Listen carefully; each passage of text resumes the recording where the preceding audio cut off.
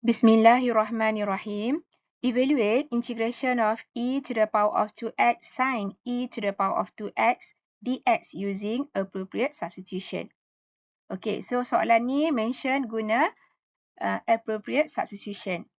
Okay, so from the given question, okay, yang ni hubungannya adalah darab ya antara e to the power of 2x dengan sin e to x. Okay, e to x yang ni dia dalam sin. Okay. So, walaupun dia darab, tapi kita tak boleh integrate guna product rule. Ya. Product rule hanya boleh guna dalam derivative sahaja. So, yang ni kita guna U subs. Okay. U yang paling sesuai adalah bila kita differentiate, dia boleh potong. Yang mana yang possible untuk dipotong? Possible untuk potong adalah e to x yang ni sebab dia sorang-sorang.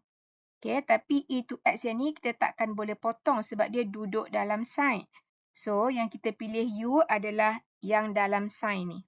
Sebab nanti bila kita differentiate, kita akan boleh potong dengan e to x yang dekat luar sign ni. Okay. So, okay, U equals to e to x. E to x ni ada dua. Yang mana satu? E to x yang dalam sign ni. Okay. Okay, and then yang ni adalah derivative part ya. Yang ni integration part. Okay, under derivative part ni kita perlu differentiate. Okay, differentiate U with respect to X. So, we have du over dx. Okay, macam mana kita differentiate e to x? Mula-mula, kita akan dapat e to x dulu. Lepas tu, differentiate pula power. Okay, differentiate to x dapat 2. Tapi 2 kita letak di depan. Okay. And then, kita nak tulis dx as a subject. Okay, before that, dx ni boleh move ke kanan jadi darab. So, we have du equals to 2 e to x times dx. And then, we can write dx as a subject. Hubungan dx dengan 2 e to x ni darab. So, we can move 2 e to x ni to left hand side. Kita akan bahagi. Okay, so we have dx equals to du over 2 e to x. Okay. Lepas dah dapat U, dah differentiate, dah cari dx as a subject, then we can write in terms of U and du. So, from the given question, okay, yang ni kita boleh tulis macam ni. Okay, kita check one by one. Okay, U yang dalam sign tadi, okay, yang dalam sign tadi kita assume sebagai U. So, yang e to x yang ni adalah U. E to x yang kat luar ni kita still tulis e to x. Okay, jangan risau kalau pilihan U tepat G2 lagi bermutu, mesti boleh potong yang e to x kat luar ni. Okay. Okay, e to x kita yang dalam sign ni adalah U. Okay, yang perlu kita ganti adalah e to x dengan dx. Okay, and then dx ni, okay, yang e to x yang kita tulis sebagai U ni dari sini ya. U equals to e to x. That's why kita boleh tulis sebagai U. Okay. And then dx ni kita boleh tulis sebagai du over 2e to x. Sebab apa dari sini tadi? Okay. dx equals to du over 2e to x. So, akan jadi macam ni lah. Okay. Alright. So, sampai sini. Okay. Kita ada e to x dekat luar sign ni. And satu lagi kita ada e to x kat bawah du. So, kita boleh potong. Okay. Okay, kalau pilihan U tepat G2 lagi bermutu, differentiate pun betul. So, mesti boleh potong. Okay. Okay, after simplify, then we can write integration of, yang ni dah habis. And then yang ni tinggal sin U times, yang ni dah habis. So, tinggal du over 2. Okay, perhatikan semua dalam variable U. Termasuk hujung dia du, no more variable x. Itu tanda-tanda pilihan U tadi tepat G2 lagi bermutu. Okay. Okay, and then kita ada constant 2 over 2 kat sini.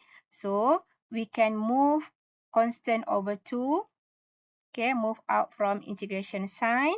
So, kita boleh tulis equals to yang over 2 ni jadi half. Okay, and then times integration of sin U du. Okay, yang ni. Okay. Okay, sampai sini kita dah boleh integrate. Okay, integrate with respect to U. Okay, yang ni untuk integrate sin U du ni kita boleh refer formula. Okay, integration of sin x dx kita akan dapat negative cos x plus c. So, kalau integration of sin U du? Jawapannya adalah negative cos U plus C.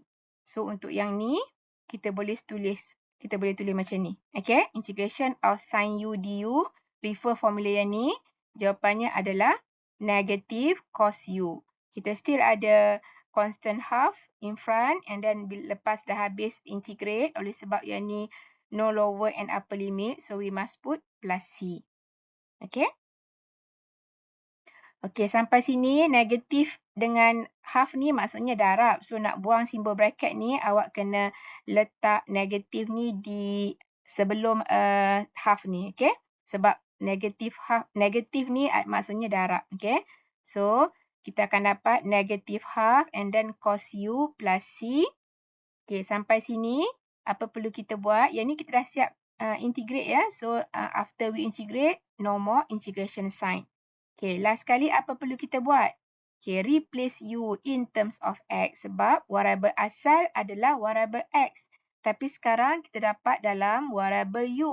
So, we need to replace U in terms of X. Okay, tadi U kita equals to E to X. So, U yang ni kita gantikan dengan E to X. So, kita akan dapat negative half cos, and then U ni adalah E to X plus C.